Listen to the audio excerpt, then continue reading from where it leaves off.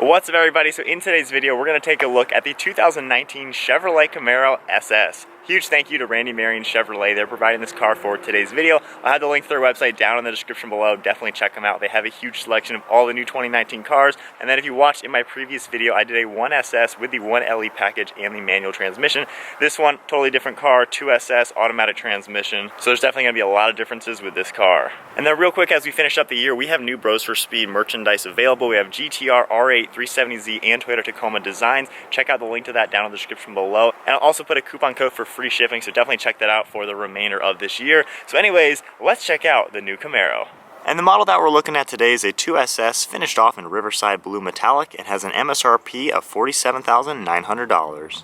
For 2019, there's a 4 and a 6-cylinder engine option. However, for the SS, you get a 6.2-liter 8-cylinder engine that produces 455 horsepower and 455 pound-feet of torque.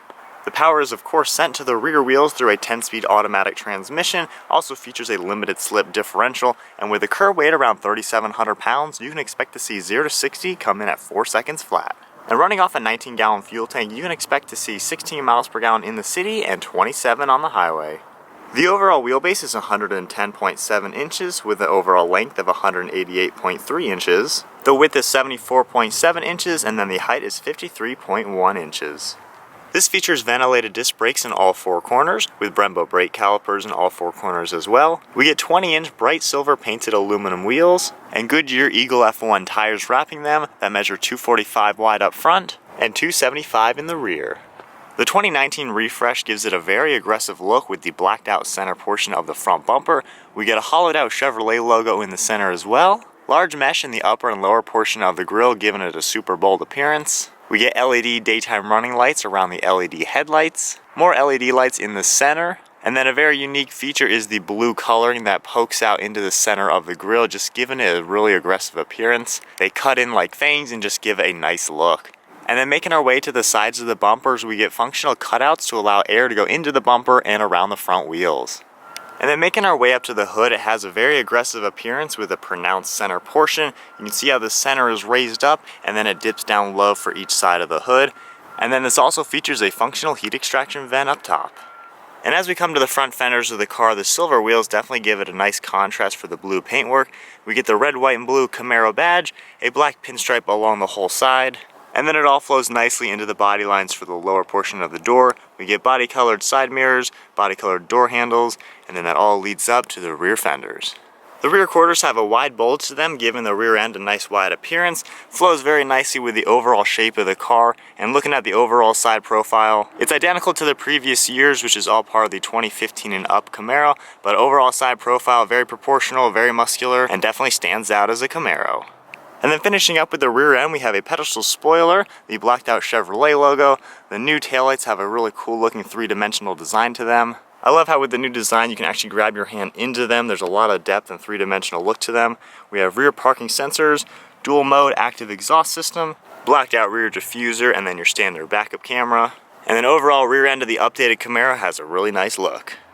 So that about wraps up talking about some of the overall specs of the car as well as the exterior styling. Definitely a really good looking car. I know the front end has a lot of controversy around it. It seems 50-50 when I filmed the 1LE, but honestly when you see it in person it makes so much sense. And then now to check out the interior of the car, I have it locked and just placing my hand on the door handle and pressing the button, we'll unlock it and take a look at the interior.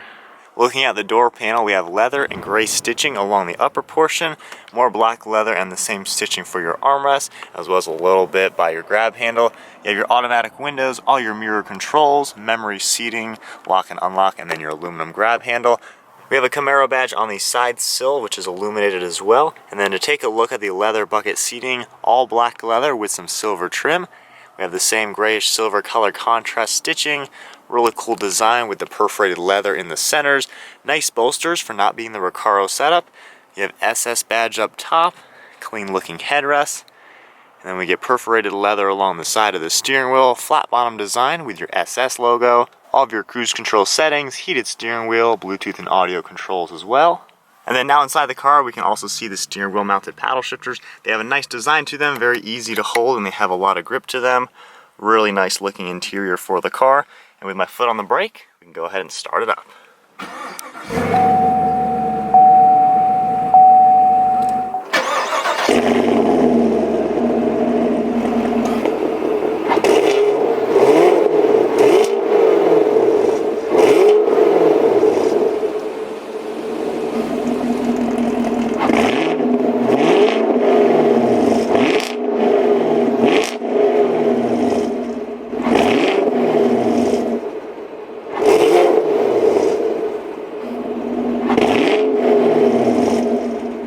then along the gauges, we have your tachometer on the left side with your speedometer on the right. You can have a digital readout in the center as well. We have temperatures and pressures with fuel up top as well. And then scrolling through using this button right here.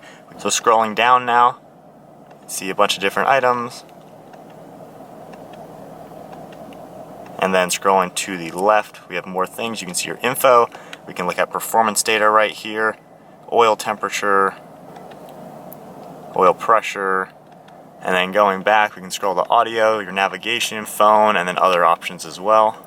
And then on the left side of the steering wheel, we have your heads-up display system. You can change the brightness, info, and then the actual location. You can see I'm zoomed in on it right now. I can move it up and down, which is really nice. And then you can change it to just having your speed, or keep it here, which is very cool. You have your G's, your tack, your gear. So you can see how that looks. We have a nice bezel above the gauges. Some leather trim along the dash with the same color contrasting stitching. Very minimalistic interior, as you can tell. And then looking at the actual navigation screen, we can go into many different things. You have climate settings. We can see all the climate right in here. Temperatures, fan speed, everything like that. Going back to home, if we go to settings now, and then if you hit vehicle, which is really cool, you can change a bunch of different things. If you go to lighting now, you can have your ambient lighting. You can change this all. So hitting red, you can see that all the ambient lights are now red, which is a really cool look. You can see it up here as well. And then if we go back real quick and we go to driving mode, you can change your engine sound. Right now it's in auto, so depending on what I change this to, sport, touring, or track or anything, it'll adjust the exhaust sound. But hitting now in the sport, it'll stay in sport mode pretty much, so you can really customize it. And then steering, pretty much the same thing. You can set that to how you would like it. And then of course you have your navigation system, which is great to have. And then putting the car into reverse, the standard backup camera pops up. Very, very HD camera. This is a really nice screen. You can turn your guidelines on and off as well. We have more settings down here. Then a lot of your climate control settings are located down here. We have your fan speed right here. Temperature for driver and passenger are these things right here. And on the 1SS, this was actually your fan speed, so they changed it up for the 2SS. We have your heated and ventilated seat controls. You even have a little LCD screen that'll show you the differences in temperature, and it even pops up on the screen as well. Your different zones, air conditioning, everything like that. And then your leather wrap shift boot for the 10-speed automatic gear selector. You can of course put it into manual mode, shift here, or use the paddle shifters. And then we have your drive mode selection, traction control, electronic park and brake, and then a 12-volt outlet. More ambient lighting within the cup holder, nice stitching along the armrest, and then a pretty decent amount of space in here. You have 2 USB ports as well. And then to take a look at the storage over here, normal size glove box as you would expect. And then just a quick look at the interior. I really like how the silver trim on the doors kind of matches the gray trim along the seats. It's definitely a very premium feeling car. And then up top we have your frameless mirror, your sunroof controls, and then your dome lights as well. And to gain better access to the rear seat, just pulling this lever, the front one folds up, and I have this set to my height, which is 5'11". So in the car, we'll put the seat back now. It is, of course, a little bit tight here. My knees do have to go on the farthest sides around the seat, and my feet are underneath the seat in front of me. It is still usable. This is a car that you can fit 4 people in. Of course, headroom is a little bit limited, but it is nice that the rear seats can actually fit people, so it just makes this car a little bit more usable.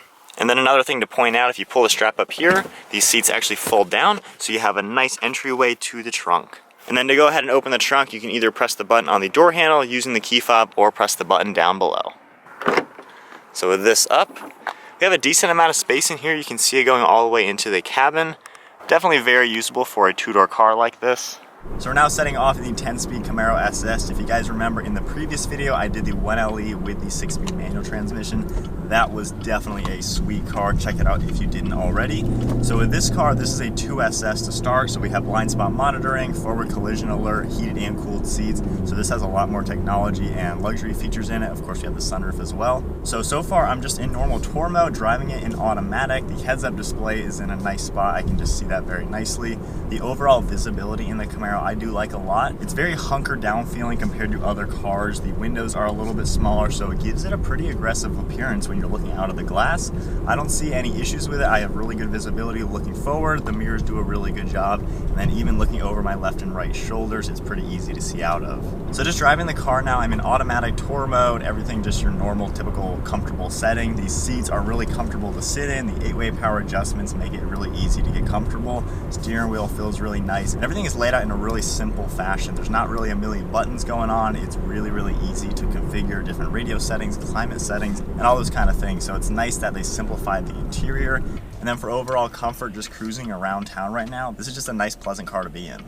And for the 10-speed automatic, because that's something I really should talk about, this is only like the third or fourth car I've ever driven with this type of transmission. In automatic, I don't even feel shifts. I don't notice any type of gear change. It just feels normal. I'm getting up to 50 miles an hour without even thinking. It just shifts seamlessly, which for a 10-speed transmission, that's what you're going to expect. The gear ratios, you have a ton of different options, so of course it's going to shift pretty seamlessly. But now we're going to go into the more fun settings. This is a V8 Camaro. Of course, this is a nice performance car. We're going to go ahead and put it in track mode. Already in automatic, it's now more aggressive. It downshifts a few times. So with this type of automatic transmission in this type of mode, if you are in automatic, if you're slamming on the brakes and then pinning it, it's going to be very aggressive within the gear changes. I'm probably in like 7th gear right now. So then now let's go ahead and pop it into manual mode, and I was in 7th gear. So do a few little downshifts. Very responsive. So now we'll do a few gear changes. The steering is heavy. That is really awesome. That's one thing I love, how you can change the steering like that in track mode. It is really, really heavy. Very direct. Throttle response is really nice. Those Brembos do a good job. You also do get your gear on the heads-up display and the gauge cluster as well. The exhaust has a nice rumble to it. Downshift into third now. Little pop. Nice. Really linear power. It's a V8. It's just all muscle throughout the RPM, so really smooth accelerating. And then as far as turns go, as I take some quicker turns, the body roll is really limited. This thing is pretty flat in the turns. The steering, though, that is insane. And if we tone it down into tour mode, the steering is going to get a lot lighter, and it's a lot easier to turn the car a little bit more floaty. And this one being the auto versus the manual, it is a quicker 0 to 60 time than what you're going to find in the manual. The way it shifts, it's just something you can't match. Man, that sounds so good.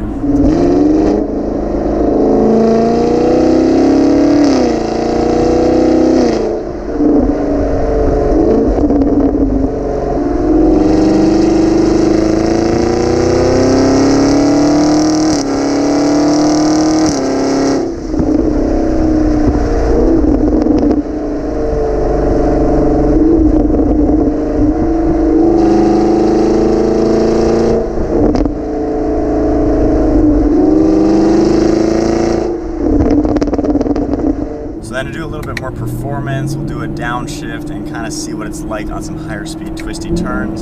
So in third gear, we'll accelerate.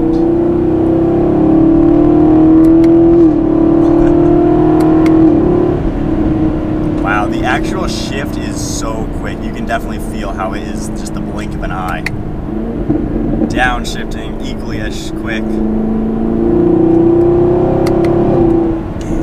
It gets out of turns really nicely. And one thing I love with this new generation Camaro, it's not just a muscle car like the old ones used to be back in the day. This is a full-on sports car. This is something that can obliterate the track, has really good handling characteristics. It doesn't really weigh that much, so it's kind of nimble and light on its toes. So this is something you can toss around a little bit. The way it reacts with the transmission and engine, man, really, really seamless power. And then now that I'm in a parking lot, you can just feel that heavy track steering. I'm gonna put it into tour mode just to finish this little turn. Buttery light now. The backup camera is so nice. But that's incredible how light the steering is. Tour mode, that's just so nice how they've tuned it like that. And then just getting up and going, automatic again, we're in tour, quiet mode, seamlessly gets up to speed, and then the car really does change a lot now that we're in manual and track.